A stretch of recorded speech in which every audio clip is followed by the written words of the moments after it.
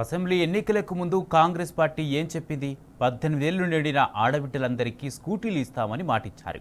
వారి ఓట్లు వేయించుకున్నారు. తీరా అధికారంలోకి వచ్చాక అవతల పడ్డారు. 14 నెలలు గడిచిపోతున్నా ఇప్పటి వరకు స్కూటీలకు దిక్కులేదు. దాంతో విద్యార్థులు ఉద్యమ బాట పట్టారు. పోస్ట్ కార్డు ఉద్యమానికి శ్రీకారం చుట్టారు. స్కూటీలు ఎప్పుడు ఇస్తారంటూ ఖమ్మం విద్యార్థులు ప్రభుత్వానికి పోస్ట్ కార్డులు రాసి పంపారు. అసెంబ్లీ ఎన్నికల్లో ఇచ్చిన హామీని ఎందుకు అమలు చేయలేదని లేఖల్లో ప్రశ్నించారు. స్కూటీ గ్యారంటీ పథకం అమలుపై క్లారిటీ ఇవ్వాలని డిమాండ్ చేస్తారు. ఇస్తారా ఇవ్వరా చెప్పాలని నిలదీస్తారు. వెంటనే స్కూటీలు ఇవ్వకపోతే ఉద్యమం మరింత ఉధృతం చేస్తామని హెచ్చరించారు స్టూడెంట్స్.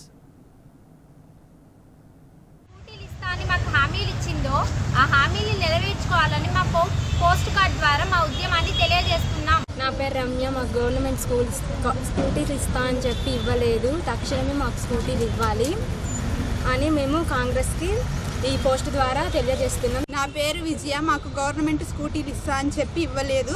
అందుకే మేము ఉద్యమం చేస్తున్నాము. మా స్కూటీలు మాకు కావాలి.